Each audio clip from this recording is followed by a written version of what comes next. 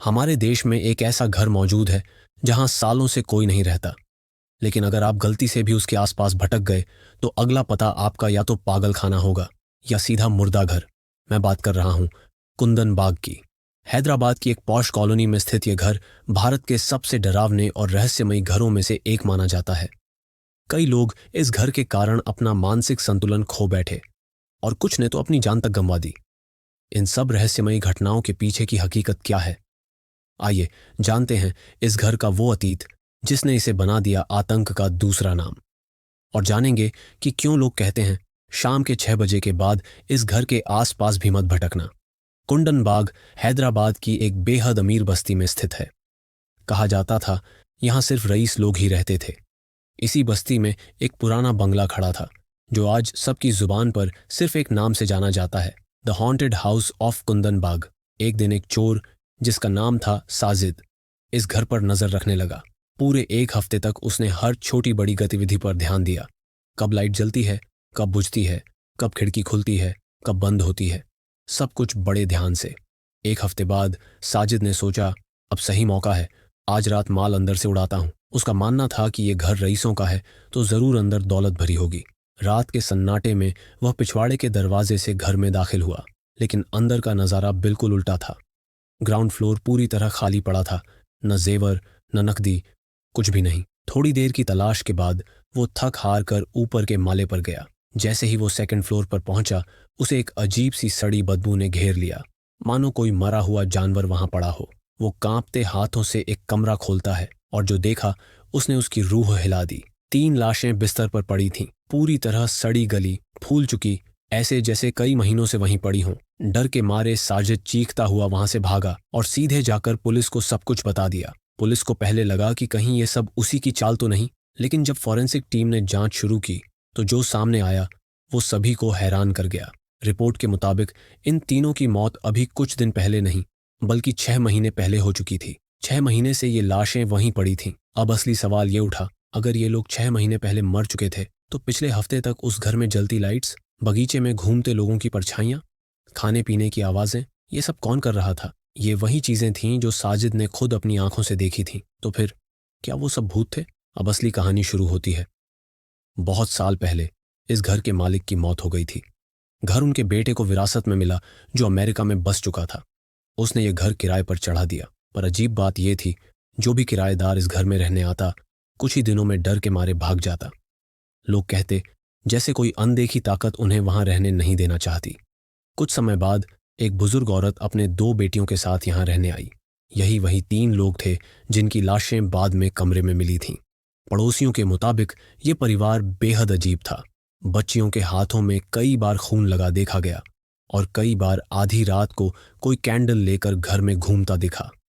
हर चीज रहस्य से भरी हुई थी और जब पुलिस ने भी गहराई से जांच पड़ताल शुरू की तो उन्हें इस परिवार के कमरे में कई अजीब चीजें मिली।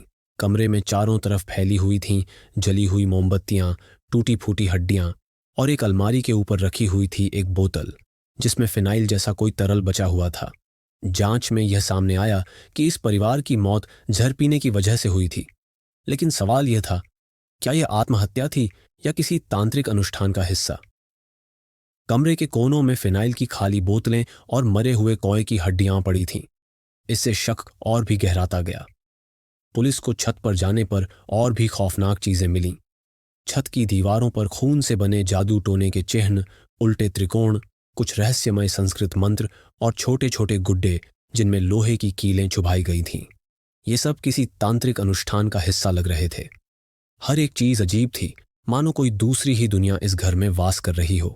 ये परिवार न सिर्फ अकेले रहते थे बल्कि उनके जीवन का हर हिस्सा रहस्यों से भरा था। मगर अफसोस की बात यह है कि पुलिस ने कभी इस केस को गहराई से समझने की कोशिश ही नहीं की। उन्होंने सबूतों को दरकिनार करते हुए इस केस को आत्महत्या का मामला घोषित कर दिया और फाइल बंद कर दी। लेकिन अगर आप लोकल लोगों की माने तो मामला सिर्फ आत्महत्या का नहीं हो सकता। पुलिस जब स्थानीय निवासियों से पूछताछ कर रही थी तब उन्होंने बताया कि उन तीनों की मौत 6 महीने पहले हुई थी, लेकिन उनका व्यवहार उस 1 हफ्ते में भी पूरी तरह सामान्य था। स्थानीय लोगों ने बताया कि उन्होंने इन तीनों को बिल्कुल हाल ही में जिंदा देखा था और ये बात उन्हें मानना नामुमकिन लग रहा था कि ये लोग इतने लंबे समय से मरे हुए थे। कल रात ही हमने तो उन्हें देखा था, ऐसा कहा कई पड़ोसियों ने। वो बगीचे में बैठकर बातें कर रहे थे और हल्की सी गुनगुनाहट भी सुनाई दी थी कमरे से। ये बातें जब लोगों ने बताईं तो हर कोई हिल गया। ये कैसे हो सकता है? हर हफ्ते हर दिन किसी न किसी ने उन्हें देखा था, कभी उनके घर के सामने, कभी बगीचे में, कभी खिड़की से झांकते हुए।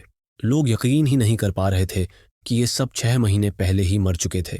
पुलिस भी इस बात को सुनकर सकते में आ गई थी, क्योंकि चोर साजिद ने भी यही कहा था कि उसने 1 हफ्ते से इन पर नजर रखी थी और उस दौरान उसने उन्हें रोजाना लाइट ऑन जेफ करते देखा था, बगीचे में टहलते हुए भी देखा था। तो सवाल यह है, अगर वो लोग मरे हुए थे तो कौन कर रहा था ये सारी गतिविधियां? आज तक इसका कोई जवाब नहीं मिला। लेकिन इसके बाद जो घटना घटी उसने इस घर के रहस्य को और भी भयानक बना दिया। एक ऐसी घटना जो एक व्यक्ति की मानसिक स्थिति को पूरी तरह बर्बाद कर गई। वो इंसान आज भी एक मानसिक अस्पताल में बंद है। ये बात है साल 2015 की। कुंडनबाग के इस भूतिया घर के पास के एक बंगले में काम करता था अशोक नाम का एक माली। उसे रोजाना इस भूतिया घर के सामने से गुजरना पड़ता था। धीरे धीरे उसे इस रास्ते की आदत सी हो गई थी। एक शाम की बात है, जब अशोक रोज की तरह इस घर के सामने से गुजर रहा था, उसने देखा कि उस घर के अंदर से हल्की सी रोशनी आ रही है। उसे लगा कि शायद कोई नया किराएदार वहां रहने आ गया है और शायद उन्हें इस घर की डरावनी कहानी के बारे में पता नहीं होगा। मुझे जाकर इन्हें सचेत कर देना चाहिए, ऐसा सोचकर अशोक अंदर चला गया। लेकिन जैसे ही वो अंदर गया, सब कुछ अजीब हो गया। घर के अंदर घुसते ही चारों ओर गाढ़ा अंधेरा था, कोई रोशनी नहीं थी। उसे यकीन नहीं हुआ, बाहर से तो रोशनी दिख रही थी। उसने पूरे घर को खंगाल डाला, ग्राउंड फ्लोर से लेकर 2nd फ्लोर तक, लेकिन हर कमरा खाली था, हर कोना वीरान। उसे लगा शायद वह भ्रमित हो गया था। वह मुड़कर घर से बाहर निकलने के लिए नीचे आने लगा। जैसे ही वो ग्राउंड फ्लोर के मेन डोर की तरफ बढ़ा, उसे ऐसा लगा कि कोई उसकी सांसों की आवाज के साथ साथ चल रहा है। और फिर उसने देखा, मेन डोर पर वही बुढ़िया और उनके 2 बच्चे खड़े थे। तीनों के चेहरे सफेद, आंखें बिल्कुल खाली और चेहरों पर एक रहस्यमयी मुस्कान। वो रो रहे थे और कोई अजीब अनसुनी भाषा में अशोक से कुछ कहने लगे। अशोक के पैरों तले जमीन खिसक गई। अगले दिन जब लोग अशोक को खोजने लगे तो उन्हें वो उसी घर के एक कोने में बेहोश मिला। उसका पूरा शरीर कांप रहा था, होंठ सूख चुके थे और आंखें पूरी खुली हुई थीं। तब से लेकर आज तक अशोक एक शब्द नहीं बोल पाया है। डर के मारे उसकी आवाज ही चली गई और अब वो एक मानसिक अस्पताल में भर्ती है। अगर आपको यह वीडियो पसंद आया हो तो कृपया हमारे चैनल को सब्सक्राइब करें, और अगर आप इसी तरह की और सस्पेंस, मिस्ट्री और हॉरर की कहानियां देखना चाहते हैं तो हमें कमेंट करके जरूर बताएं। धन्यवाद।